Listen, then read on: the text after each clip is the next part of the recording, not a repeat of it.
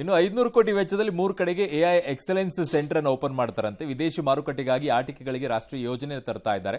ಹೊಸದಾಗಿ ಗ್ರಾಮೀಣ ಅಂಚೆ ಕಚೇರಿ ಸ್ಥಾಪನೆ ಮಾಡ್ತಾ ಇದ್ದಾರೆ. ವಿಮಾ ಕ್ಷೇತ್ರದಲ್ಲಿ 100% ವಿದೇಶಿ ನೇರ ಬಂಡವಾಳ FDI ಅನ್ನು ಹೂಡಿಕೆ ಮಾಡಕ್ಕೆ ಅವಕಾಶ. ಉಡಾನ್ ಯೋಜನೆಯಲ್ಲಿ ಹೊಸ ಏರ್ಪೋರ್ಟ್, ಅದು 200 ಏರ್ಪೋರ್ಟ್ಗಳನ್ನು ಮಾಡ್ತಾರಲ್ಲ, 120 ಏರ್ಪೋರ್ಟ್ಗಳನ್ನೇನೋ ಮಾಡ್ತಾರಂತೆ.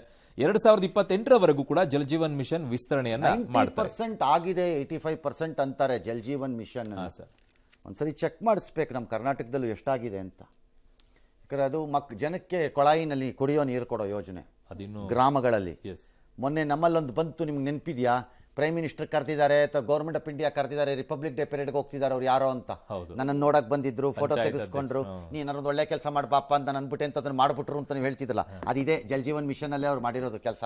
ಉತ್ಸಾಹ ಆಸಕ್ತಿ ಇದ್ರೆ ಮಾಡಬಹುದು. ಸರ್, ನಿರುದ್ಯೋಗದ ಬಗ್ಗೆ ಬಜೆಟ್ ಅಲ್ಲಿ ಮಾತಾಡಿಲ್ಲ ಅಂತ ಹೇಳ್ತಾರೆ ಸರ್. ಈಗ ಉದ್ಯೋಗ ಸೃಷ್ಟಿಗೆ ಒಂದಷ್ಟು ಸಾಲ ಸೌಲಭ್ಯ ಕೊಡೋದು ಕೂಡ ನಿರುದ್ಯೋಗಕ್ಕೆ ಜಾಬ್ ಕ್ರಿಯೇಟ್ ಆಗಬೇಕು.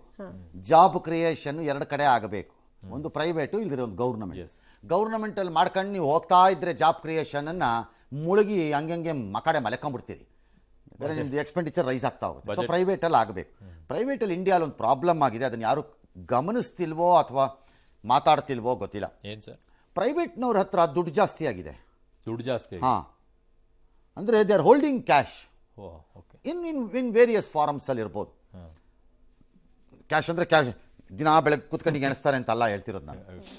But they are not reinvesting it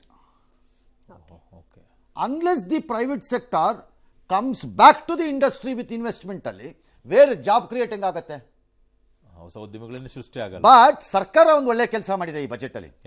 20 lakh ಕೋಟಿ ಕ್ಯಾಪಿಟಲ್ ಎಕ್ಸ್ಪೆಂಡಿಚರ್ ಇನ್ವೆಸ್ಟ್ಮೆಂಟ್ ಏನಿದೆ ಅದನ್ನ ಹಾಗೆ ಉಳಿಸ್ಕೊಂಡಿದ್ದಾರೆ, ಅದನ್ನ ಚೇಂಜ್ ಮಾಡಿಲ್ಲ ಅವರು. ಫಾರ್ಚುನೇಟ್ಲಿ ಮೇಡಮ್ ಪದೇ ಪದೇ ಅದನ್ನು ಒತ್ತಿ ಹೇಳ್ತಾ ಇದ್ರು. ಹಾಗಾಗಿ ಒಂದು ಸಣ್ಣದಾಗಿ ಪ್ರೈವೇಟ್ನವ್ರೀಗ ರೀಪುಷ್ ಮಾಡ್ಕೊಂಡು ಒಳಕ್ಕೆ ಬಂದರೆ ಜಾಬ್ ಕ್ರಿಯೇಟ್ ಆಗಿಬಿಡುತ್ತೆ. ಇಂಡಿಯಾಲೊಂದು ಥರ್ಡ್ ಪ್ರಾಬ್ಲಮ್ ಏನಿದೆ ಅಂದರೆ ಜಾಬ್ ಇದೆ, ಜಾಬಿಗೆ ಬೇಕಾದವರಿಲ್ಲ. ನಮ್ದು ಅದೊಂದು ಪ್ರಾಬ್ಲಮ್ ಇಲ್ಲಿ. ಅಲ್ಲಿ ಸ್ಟ್ಯಾಂಡರ್ಡ್ ಮೇಂಟೈನ್ ಮಾಡೋದೇ ಸ್ವಲ್ಪ ಜಾಸ್ತಿ ಆಗ್ತಾ ಇದೆ. ಸ್ಟ್ಯಾಂಡರ್ಡ್ ಅಲ್ರಿ, ಅಲ್ಲ ಜನ ಪಬ್ಲಿಕ್ ಟಿವಿಗೆ ನೆಟ್ಟಿಗೆ ಕನ್ನಡ ಬರೆಯುವಂಥವ್ರು ಇಲ್ಲ. ಜನ ಇದ್ರೆ ಬರ್ರಿ, ತಗೋತೀನಿ, ಬರೀರಪ್ಪ, ಬರ್ರಪ್ಪ ದಯವಿಟ್ಟು, ಕೈ ಮುಗಿದು ಬಂದು ನೀವು ನಾನೇ ಬಾಗಿಲಿಗೆ ಬಂದು ಒಳಗೆ ಕರ್ಕೊಂಬರ್ತೀನಿ. ಎಸ್